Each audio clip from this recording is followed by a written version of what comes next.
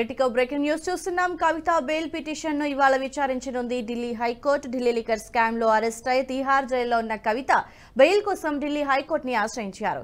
ఈ పిటిషన్ ను జస్టిస్ స్వర్ణకాంత శర్మ ధర్మాసనం విచారణ జరుపనుంది. ఈడీ, సిబిఐ కేసుల్లో కేవలం తనకు బెయిల్ తిరస్కరిస్తూ ట్రయల్ కోర్టు ఇచ్చిన తీర్పును సవాల్ చేస్తూ ఢిల్లీ హైకోర్టులో పిటిషన్ దాఖలు చేశారు Kavitha. Delhi liquor policy, ED, CBI కేసుల్లో మే 6న కవిత బెయిల్ పిటిషన్లను ట్రయల్ కోర్టు తిరస్కరించింది. Delhi liquor policy, ED, CBI కేసులో కవిత పాత్ర ఉందని, ఆమెకు వ్యతిరేకంగా ఆధారాలున్నాయని పేర్కొంటూ బెయిల్ తిరస్కరించింది trial court. Liquor policy, ED కేసులో మార్చి 16న, సిబిఐ కేసులో ఏప్రిల్ 11న కవిత అరెస్ట్ అయింది.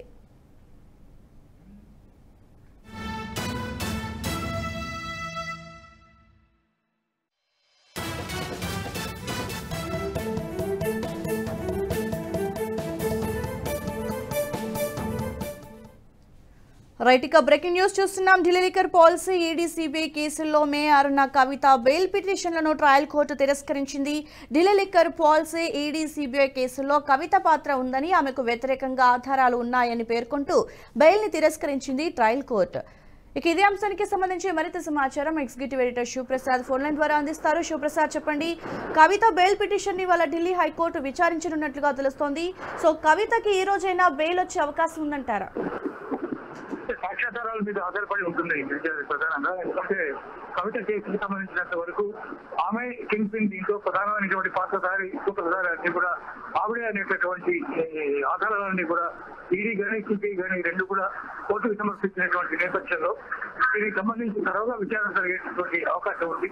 ఆమె బయటికి వెళితే సాక్షుల్ని ఖచ్చితంగా ప్రభావితం చేసే అవకాశం ఉంది అనేటటువంటి వాదన కూడా అటు రెండు దర్యాప్తు సంస్థలు కూడా చేసినటువంటి నేపథ్యంలో ఇవాళ దీని మీద కొంత ఉత్కంఠ నెలకొన్నటువంటి పరిస్థితి ఉంది.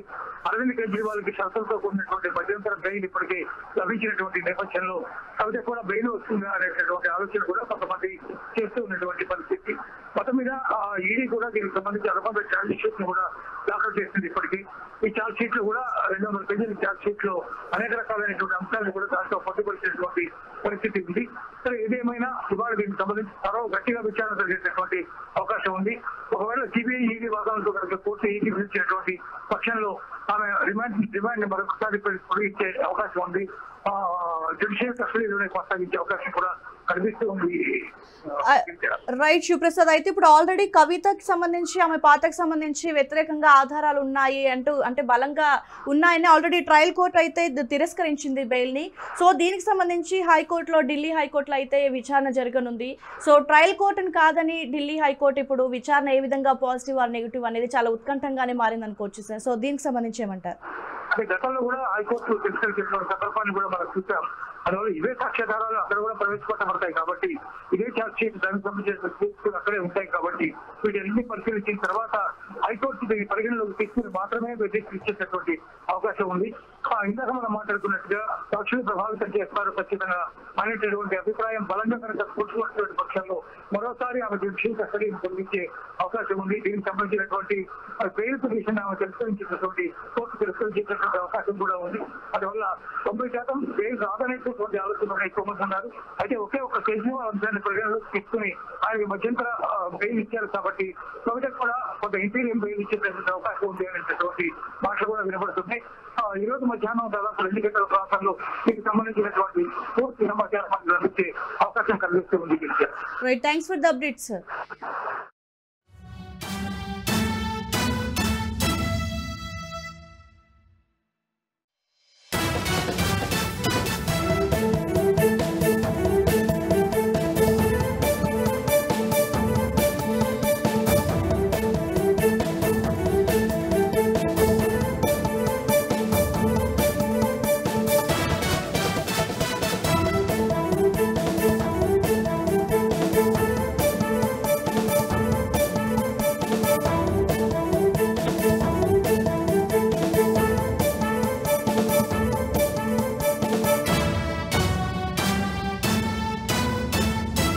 ఈ వీడియో మీకు నచ్చినట్టయితే లైక్ చేయండి, 10 మందికి షేర్ చేయండి. అలాగే కామెంట్ల రూపంలో మీ అభిప్రాయాలను మాతో పంచుకోండి. Nationalist hub group of channels ను సబ్స్క్రైబ్ చేసుకుని తెలుగునాట జాతీయవాద జర్నలిజాన్ని ప్రోత్సహించండి. ఈ వీడియో కింద ఉన్న బెల్ ఐకాన్ పై క్లిక్ చేయడం మర్చిపోవద్దు.